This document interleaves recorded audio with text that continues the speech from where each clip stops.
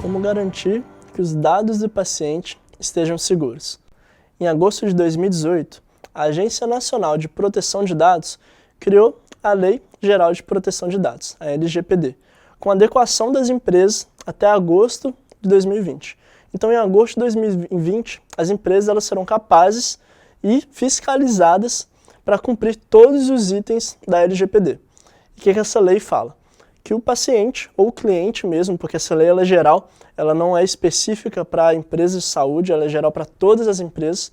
Então o paciente ele é dono dos próprios dados pessoais e ele vai decidir qual dado ele vai ser compartilhado e qual o caminho que esse dado vai seguir. Então, quais dados vão ser coletados, tratados, então vão ser transmitidos para uma outra empresa, para um outro banco de dados, como essa transmissão, esse tratamento vai ocorrer e ela vai autorizar ou não.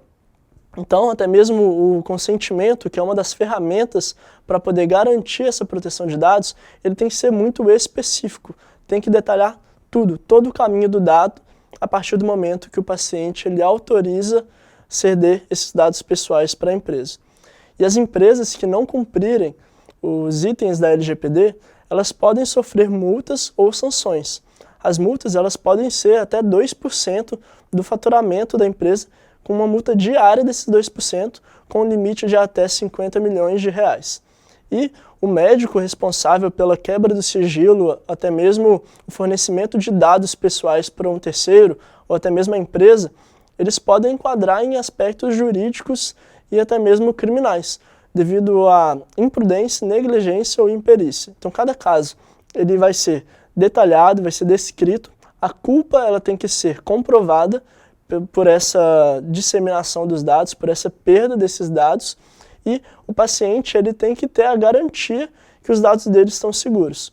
Então, algumas empresas, como eu já falei, elas estão utilizando até mesmo ferramentas de reconhecimento facial, como aqueles que desbloqueiam a tela do celular, para poder garantir que os dados do paciente vão ser seguros para aquele paciente e transmitir a responsabilidade do paciente pelos dados dele.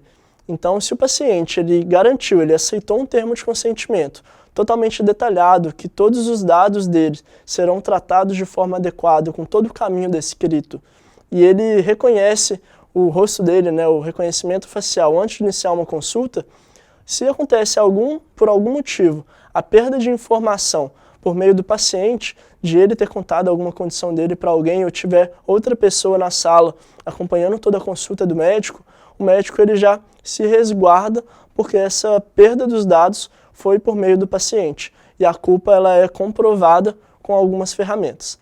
Então, primeiro a gente tem que garantir que o médico ele vai escrever com detalhes toda a consulta. Isso garante uma própria segurança para o médico, assim como a segurança dos dados do paciente. Então, na própria anamnese, o médico ele tem que descrever com detalhes tudo o que aconteceu, tudo que foi falado pelo paciente, tudo que foi falado e orientado pelo médico e todo o ambiente. Então, ele tem que descrever se naquela casa do paciente tinham mais pessoas, se ele estava sozinho, acompanhado, tudo que ele falou de doenças, de medicamentos em uso, de comorbidades, e a conduta do médico para o paciente ela tem que ser muito detalhada também. Então, tudo que foi prescrito, se você precisou encaminhar ele, você precisou encaminhar para o serviço de urgência, ambulatório, se marcou uma outra consulta com ele, colocar o horário, a data, para nada passar despercebido. E se caso ocorra a perda desses dados ou a quebra do sigilo médico, a culpa ela seja reconhecida ao indivíduo e não cause danos a pessoas que foram responsáveis por essa quebra desses dados.